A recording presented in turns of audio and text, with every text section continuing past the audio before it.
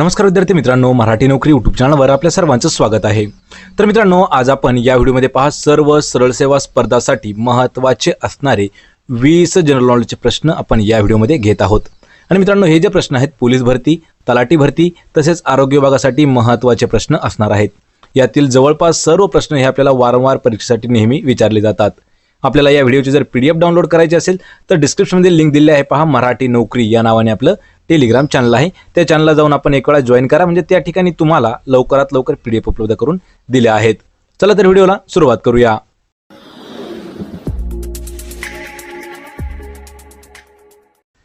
तर पहा, आपला प्रश्न पहिला आहे, मानगंगा ही नदी खालीलपैकी कोणत्या नदीची उपनदी आहे?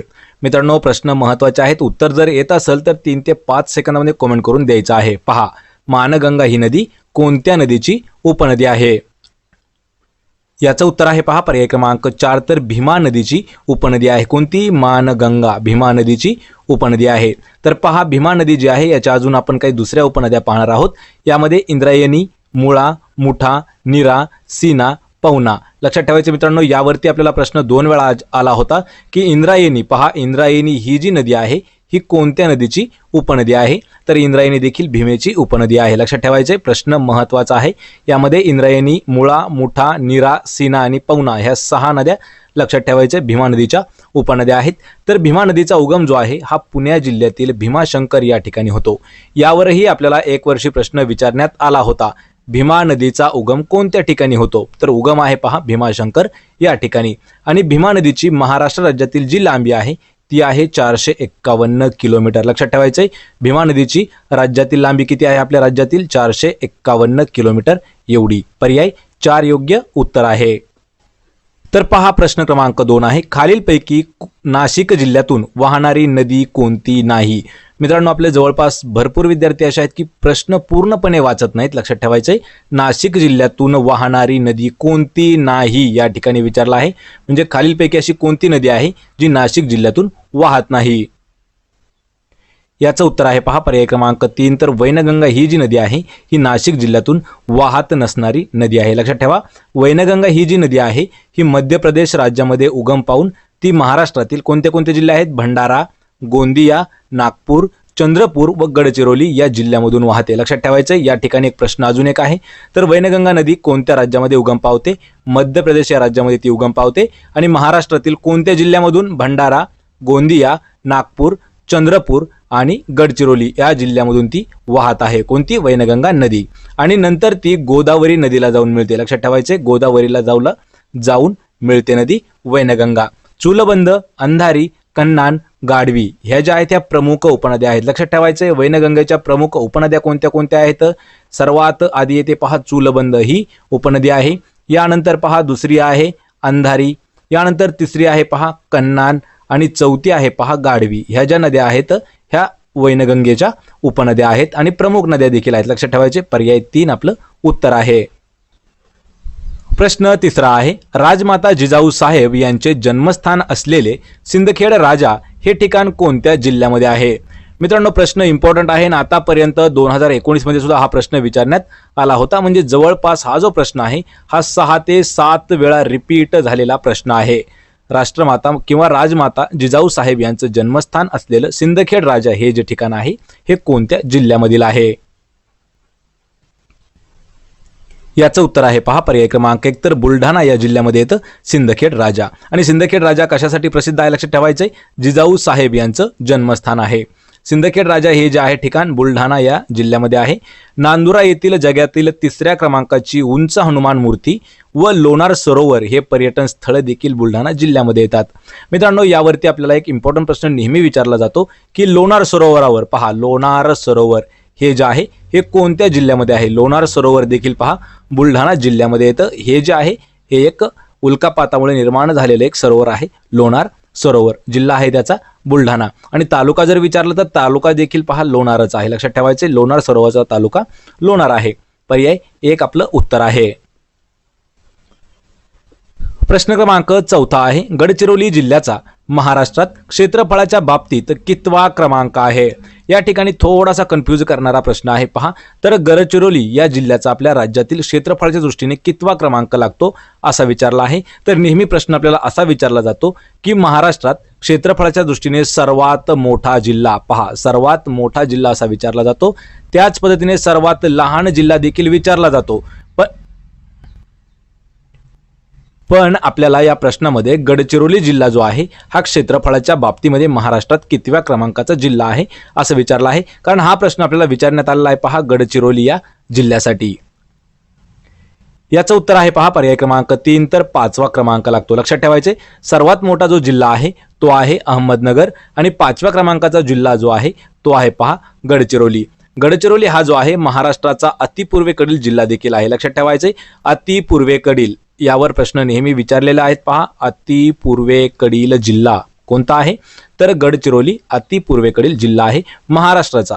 आणि गडचिरोली जिल्ह्याचे 14,412 चौरस किलोमीटर एवढं त्याचं क्षेत्रफळ आहे. लक्षात ठेवायचे, क्षेत्रफळ किती आहे? 14,412 चौरस किलोमीटर हे जे आहे हे गडचिरोलीचं क्षेत्रफळ आहे. आणि क्षेत्रफळाच्या बाबतीमध्ये महाराष्ट्रात 5व्या क्रमांकाचा जिल्हा आहे. पर्याय 3 5वा क्रमांक उत्तर असणार आहे. प्रश्न क्रमांक 5वा आहे, महाराष्ट्रातील भूगर्भातील जलविद्युत प्रकल्प म्हणून ओळखला जाणारा प्रकल्प खालीलपैकी कोणता आहे? पहा, भूगर्भातील जलविद्युत प्रकल्प म्हणून ओळखला जाणारा प्रकल्प कोणता आहे?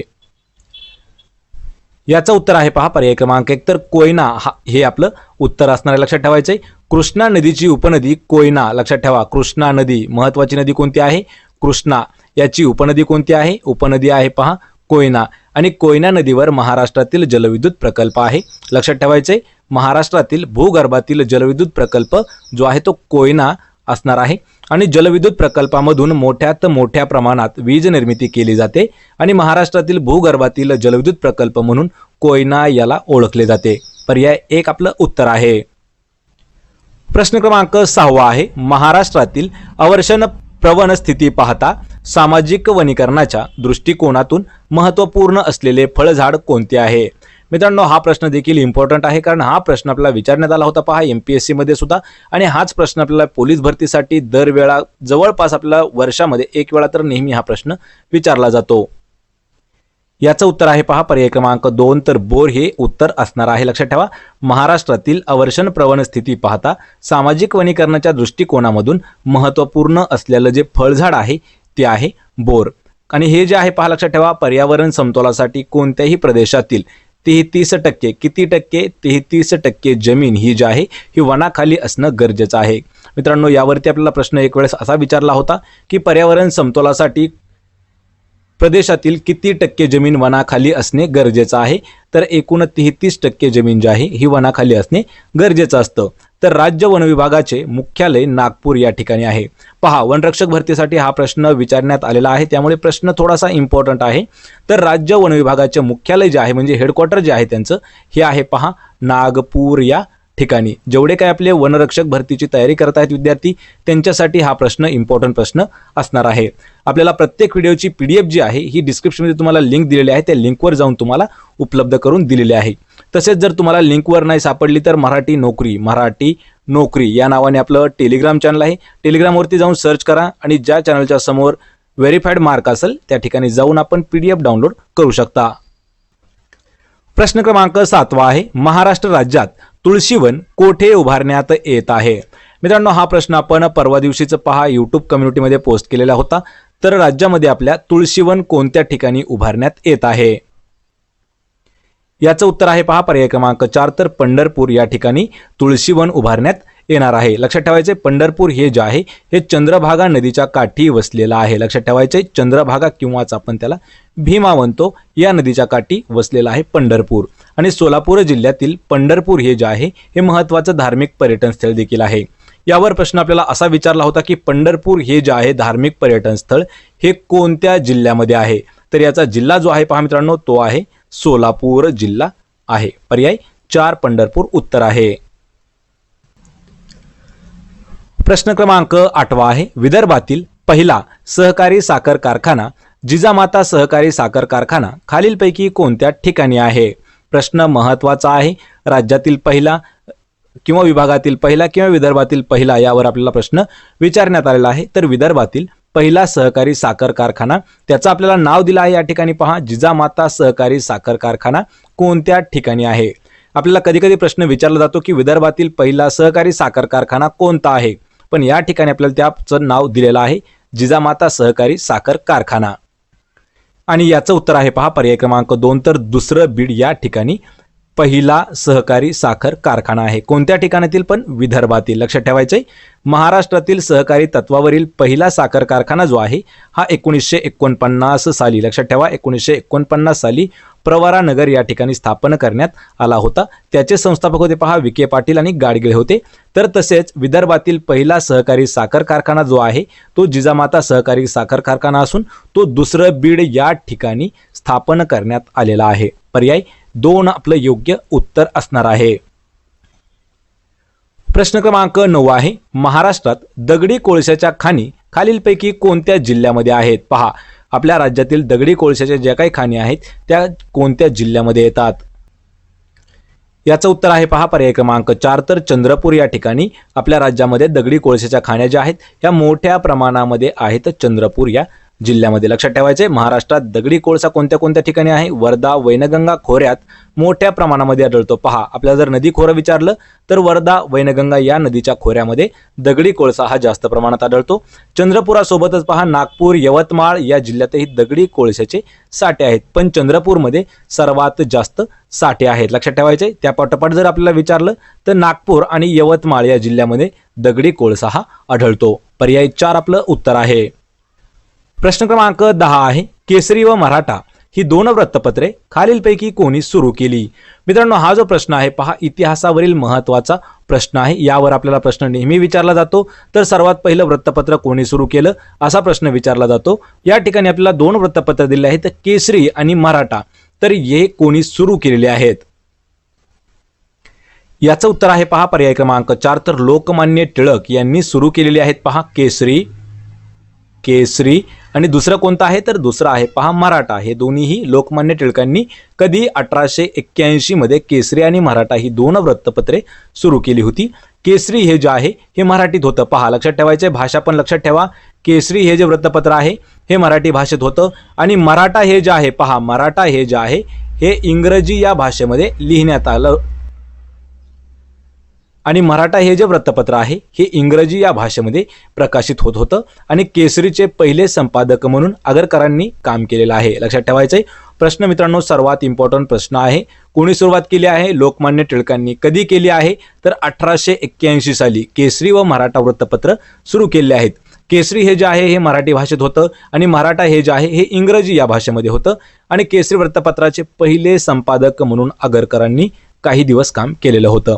पर्याय 4 आपलं योग्य उत्तर आहे. प्रश्न क्रमांक 11 आहे, पानिपतची तिसरी लढाई कोणत्या वर्षी झाली आहे. याचं उत्तर आहे पहा पर्याय क्रमांक 2, 1761 या वर्षी पानिपतची पहा तिसरी लढाई झालेली आहे. या ठिकाणी मित्रांनो आपल्याला पहिली, दुसरी आणि तिसरी अशा 3ही लढाया विचारल्या जातात, पण विशेषतः तिसरी लढाई जी आहे पानिपतची ही महत्त्वाची आहे. त्यामुळे यावर आपल्याला प्रश्न रेग्युलर विचारले जातात. तर पहा, यामध्ये 1760 साली जर लक्षात घ्यायचं गेलं तर यामध्ये वादी वॉश जी झाली आहे, वादी वॉशची लढाई जी आहे ही 1760 मध्ये झालेली आहे.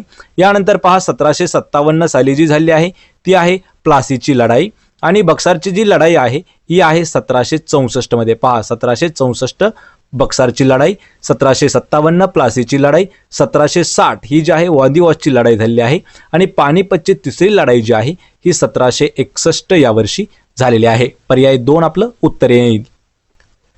प्रश्न 12 आहे, आझाद हिंद सेनेचे कोणते बोधचिन्ह होते. पहा, आझाद हिंद सेना जी आहे याचं बोधचिन्ह कोणतं होतं. याचं उत्तर आहे पहा पर्याय क्रमांक 2, तर झेप घेणारा वाघ हे जे आहे हे आझाद हिंद सेनेचं बोधचिन्ह आहे. पहा, आझाद हिंद सेना याचं बोधचिन्ह जे आहे ते आहे झेप घेणारा वाघ. तर यामध्ये पहा तिरंगा ध्वज हे जे आहे हे आझाद हिंद सेनेचे निशाण होतं. पहा, तिरंगा ध्वज लक्षात ठेवायचं, हे जे आहे हे निशाण होतं. जय हिंद हे अभिवादनाचे शब्द होते. चलो दिल्ली हे जे आहे आझाद हिंद सेनेचं घोषवाक्य होतं आणि कदम कदम बढाये जा हे जे आहे हे समरगीत होतं. तसेच आझाद हिंद सेनेचं बोधचिन्ह होतं झेप घेणारा वाघ.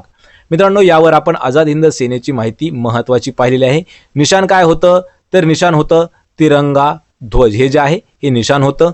यानंतर जय हिंद हे जे आहे हे अभिवादनाचे शब्द होते. पहा, अभिवादनाचे शब्द कोणते होते तर जय हिंद हे अभिवादनाचे शब्द होते. चलो दिल्ली हे जे आहे हे घोषवाक्य होतं. कदम कदम बढाये जा हे जे आहे हे समरगीत होतं.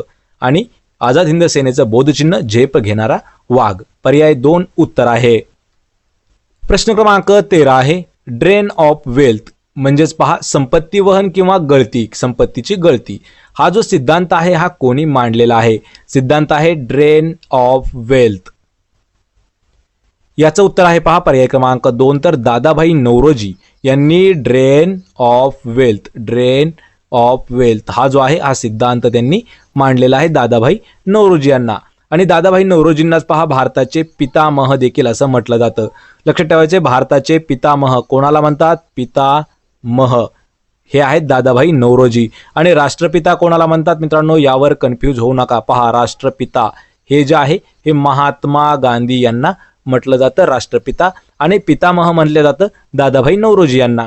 त्यांनी रास्त गोपतार हे जे साप्ताहिक आहे हे सुरू केलेलं आहे. कोणी? दादाभाई नौरोजी यांनी. यावर प्रश्न विचारला एक वेळा गेलेला आहे. रास्त गोपतार हे साप्ताहिक कोणी सुरू केलं आहे? दादाभाई नौरोजी यांनी. आणि दादाभाई नौरोजी यांना भारतीय अर्थशास्त्राचे जनक देखील म्हटले जाते. आतापर्यंत आलेला सर्वात महत्त्वाचा प्रश्न आहे. तर भारताच्या अर्थशास्त्राचे जनक कोण होते? दादाभाई नौरोजी हे त्याचं उत्तर असणार होतं. पर्याय 2 आपलं उत्तर आहे. प्रश्न क्रमांक 14 आहे भारतासाठी मिश्र अर्थव्यवस्थेची शिफारस सर्वप्रथम कोणत्या योजनेत करण्यात आली होती? पहा, भारतासाठी मिश्र अर्थव्यवस्था ही जी योजना आहे ह्याची जी शिफारस आहे ही कोणत्या योजनेत केली होती? याचं उत्तर आहे पहा पर्याय क्रमांक 1 तर बॉम्बे योजनेमध्ये मिश्र अर्थव्यवस्थेची शिफारस करण्यात आली होती. 1943-1944 मध्ये मुंबईमधील आर्थिक क्षेत्रातील 8 ज्या नामांकित कंपन्यांनी बॉम्बे योजना जी आहे ही घोषित केली होती. आणि याच योजनेला टाटा बिर्ला योजना देखील म्हटलं जातं. पहा, टाटा बिर्ला ही जी योजना आहे याला अजून दुसरं नाव कोणतं आहे तर याला दुसरं नाव आहे पहा बॉम्बे योजना. आणि बॉम्बे योजना कोणी घोषित केलेली आहे तर 1943 आणि 1944 मधील आर्थिक क्षेत्रातील जेवढ्या काही 8 नामवंत कंपन्या होत्या त्या कंपन्यांनी मिळून बॉम्बे योजना घोषित केली होती. तर मिश्र अर्थव्यवस्थेची शिफारस जी आहे ही बॉम्बे योजनेत करण्यात आलेली आहे. पर्याय 1 उत्तर आहे. प्रश्न क्रमांक 15 आहे राष्ट्रीय मतदार दिवस कोणत्या दिवशी साजरा केला जातो? मित्रांनो, हा जो प्रश्न आहे पहा हा आपल्याला प्रश्न विचारला आहे दिनविशेषवरती. आणि हा प्रश्न आपल्याला भरपूर वेळा विचारण्यात आलेला आहे. प्रत्येक परीक्षेमध्ये आपल्याला 2 मार्क तर जवळपास आपल्याला दिनविशेषवर असतात. तर राष्ट्रीय मतदार दिवस हा जो आहे हा 25 जानेवारी पर्याय 3 25 जानेवारीला साजरा केला जातो. यामध्ये पहा 25 जानेवारीला काय असतो? राष्ट्रीय मतदार दिवस. 25 जानेवारीला अजून एक असतो पहा राष्ट्रीय पर्यटन दिवस. 24 जानेवारीला असतो राष्ट्रीय बालिका दिन. आणि 4 मार्चला असतो राष्ट्रीय सुरक्षा दिन. यामध्ये मित्रांनो महत्त्वाचं जर घ्यायचं झालं तर डिस्क्रिप्शनमध्ये तुम्हाला एक लिंक दिली आहे. त्या लिंकवरती एक आपण व्हिडिओ बनवलेला आहे. तो पूर्ण व्हिडिओ पाहायचा आहे. कारण यामध्ये जेवढे काही आपले राष्ट्रीय दिन आहेत किंवा जे काही आपले वर्षाचे भारतातील दिनविशेष आहेत आपण त्या व्हिडिओमध्ये कव्हर केलेले आहेत. 25 जानेवारी राष्ट्रीय मतदार दिवस. पर्याय 3 उत्तर आहे. प्रश्न क्रमांक 16 आहे मेक इन इंडिया या मोहिमेस नरेंद्र मोदी यांनी केव्हा प्रारंभ केला? किंवा मेक इन इंडिया या मोहिमेला नरेंद्र मोदी यांनी कधी सुरुवात केली आहे? याचं उत्तर आहे पहा पर्याय क्रमांक 1 सप्टेंबर 2014 मध्ये मेक इन इंडिया. पहा, मेक इन इंडिया ही जी मोहीम आहे या मोहिमेला सुरुवात केली होती. कोणी केली आहे? नरेंद्र मोदी. नरेंद्र मोदी कोण आहेत? सध्याचे भारताचे पंतप्रधान. लक्षात ठेवायचे, मेक इन इंडिया या मोहिमेअंतर्गत जास्तीत जास्त वस्तूंचे उत्पादन आपल्याच देशात म्हणजे भारतात होण्यासाठी प्रोत्साहन दिले जात आहे. तसेच या माध्यमातून आयात कमी होऊन आयात निर्यात संतुलन जे आहे हे निर्माण होईल अशी अपेक्षा आहे. त्यासाठी मेक इन इंडिया ही मोहीम सुरू करण्यात आलेली आहे. आणि मेक इन इंडिया या मोहिमेची सुरुवात जी आहे ही 2014 सप्टेंबर 2014 मध्ये नरेंद्र मोदी यांनी सुरू केलेली आहे. पर्याय 1 योग्य उत्तर आहे. प्रश्न 17वा आहे, दत्ताचे जागृत देवस्थान औदुंबर कोणत्या जिल्ह्यामध्ये आहे? याचं उत्तर आहे पर्याय क्रमांक 2 तर सांगली या जिल्ह्यामध्ये आहे पहा दत्ताचे जागृत देवस्थान. त्याचं नाव आहे पहा औदुंबर. लक्षात ठेवा मित्रांनो, सांगली हे जे शहर आहे हे कृष्णा नदीच्या काठावर वसलेलं शहर आहे. कारण हा जो प्रश्न आहे पहा, हा सांगलीचे जेवढे काही आपले विद्यार्थी आहेत त्यांच्यासाठी हा प्रश्न महत्त्वाचा आहे. तर कृष्णा नदीच्या काठावर वसलेला आहे पहा सांगली शहर. आणि या सांगली शहरामध्ये गणेशदुर्ग किल्ला हा देखील प्रसिद्ध आहे. आणि सांगली जिल्ह्यात खूप मोठी हळदीची बाजारपेठ देखील आहे. यावर प्रश्न एक वेळा आपल्याला विचारण्यात आला आहे की महाराष्ट्रात सर्वात मोठी हळदीची बाजारपेठ कोणत्या ठिकाणी आहे किंवा कोणत्या जिल्ह्यामध्ये आहे? तर सांगलीमध्ये हळदीची बाजारपेठ जी आहे ही महाराष्ट्रातील सर्वात मोठी आहे. तसेच दत्ताचं जे जागृत देवस्थान आहे औदुंबर हे देखील सांगली जिल्ह्यामध्ये येते. पर्याय 2 आपलं उत्तर आहे. प्रश्न 18 आहे, रायगड जिल्ह्यात 1930 साली जंगल सत्याग्रह झाले ते ठिकाण कोणते आहे? पहा, या ठिकाणी आपल्याला कंबाईन प्रश्न विचारण्यात आलेला आहे. तर या ठिकाणी प्रश्न आपल्याला विचारला जाऊ शकतो की जंगल सत्याग्रह जो आहे हा कोणत्या जिल्ह्यात झाला? तर सत्याग्रह झालेला आहे पहा रायगड या जिल्ह्यामध्ये. यानंतर आपल्याला विचारलं जाऊ शकतं की वर्ष कोणतं आहे? तर 1930 या वर्षी झालेला आहे जंगल सत्याग्रह. आपल्याला विचारलंय की रायगड जिल्ह्यातील कोणतं ठिकाण आहे? आणि याचं उत्तर आहे पहा पर्याय क्रमांक 1 तर चिरनेर या ठिकाणी 1930 साली जंगल सत्याग्रह झालेला आहे. आणि जंगल सत्याग्रह हा जो आहे हा सविनय कायदेभंग चळवळीचाच एक महत्त्वाचा टप्पा होता किंवा एक भाग होता. सातारा जिल्ह्यातील बिळाशी येथेही अशाच प्रकारचा एक जंगल सत्याग्रह झाला होता. पहा, सातारामध्ये पण एक ठिकाण आहे बिळाशी किंवा बिळशी म्हणतो, त्या ठिकाणीही अशाच प्रकारचा एक जंगल सत्याग्रह झालेला होता. तसेच देशभरामध्ये जंगल सत्याग्रह यांची म्हणजे सत्याग्रह्यांची संख्या जी आहे ही 70,000पेक्षा जास्त पोहोचली होती. आणि रायगड जिल्ह्यामध्ये 1930 साली चिरनेर या ठिकाणी सुरुवात झाली होती किंवा या ठिकाणी झालेला होता सत्याग्रह. कोणता? जंगल सत्याग्रह. पर्याय 1 उत्तर आहे. प्रश्न क्रमांक 19 आहे, खालीलपैकी कोणती आदिवासी जमात धुळे जिल्ह्यात आढळत नाही? पहा मित्रांनो, धुळे जिल्ह्यात न आढळणारी आदिवासी जमात कोणती आहे?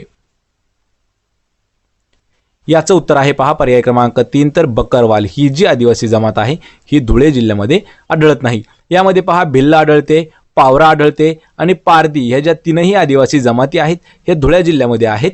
पण बकरवाल ही जी जमात आहे ही धुळे जिल्ह्यामध्ये आढळत नाही. वारली ही ठाणे जिल्ह्यातील आदिवासी जमात आहे. यावर ठाणेचे विद्यार्थी महत्त्वाचा प्रश्न आहे पहा, वारली ही जी आदिवासी जमात आहे ही कोणत्या जिल्ह्यातील आहे? तर ठाणे या जिल्ह्यामधील आहे. पर्याय 3 योग्य उत्तर आहे. या व्हिडिओचा मित्रांनो आपला शेवटचा प्रश्न आहे. प्रश्न क्रमांक 20, इंटरनेटमध्ये जोडलेल्या संगणकास एक ॲड्रेस असतो, त्या ॲड्रेसला काय म्हटले जाते? पहा, टेकवरती म्हणजेच टेक्नॉलॉजीवरती महत्त्वाचा प्रश्न आहे. याचं उत्तर आहे पर्याय क्रमांक 1 तर इंटरनेट प्रोटोकॉल. त्यालाच आपण लक्षात ठेवायचं आहे IP ॲड्रेस असंही म्हणतो. लक्षात ठेवा, इंटरनेट प्रोटोकॉल यालाच संगणकाचा IP ॲड्रेस असंही म्हटलं जातं. तर IP ॲड्रेसचं नेमकं काम काय असतं? तर पहा, IP ॲड्रेसद्वारे संगणकावर जी माहिती आली ती कोणत्या ठिकाणाहून आली आपल्याला ते ठिकाण ओळखू येतं किंवा जी काही घटना घडती ऑनलाईन किंवा इंटरनेटद्वारे त्या ठिकाणी आपल्याला हा IP ॲड्रेस आढळतो. त्याहून एकच समजतं की कोणत्या ठिकाणाहून ही माहिती आली आणि कोणत्या ठिकाणी केलेली आहे. पर्याय 1 आपलं योग्य उत्तर आहे इंटरनेट प्रोटोकॉल. यावर आपल्याला अजून एक प्रश्न विचारला जातो, जो IP ॲड्रेस आहे तर IPचा फुल फॉर्म काय होतो? तर पहा, इंटरनेट प्रोटोकॉल हा जो आहे हा IPचा फुल फॉर्म आहे. तर मित्रांनो, हे जे आहेत पहा, हे होते आपले 20 जनरल नॉलेजचे प्रश्न, महत्त्वाचे असणारे प्रश्न होते. आपल्याला जर हे प्रश्न आवडले असतील तर व्हिडिओला आपल्या लाईक करा, मित्रांमध्ये हे प्रश्न शेअर करा आणि आपल्या मराठी नोकरी यूट्यूब चॅनलला सबस्क्राईब करा. सोबतच मित्रांनो, आपलं टेलिग्राम चॅनल आहे मराठी नोकरी या नावाने, ते देखील आपण जॉईन करायचं आहे. म्हणजे त्या ठिकाणी तुम्हाला दररोज सकाळी तुम्हाला डेली करंट अफेअर्स तसेच तुम्हाला दर व्हिडिओची PDF त्या ठिकाणी उपलब्ध करून दिलेली आहे. आपण भेटूया पुढच्या एका अशाच नवीन व्हिडिओमध्ये. तोपर्यंत जय हिंद, जय महाराष्ट्र.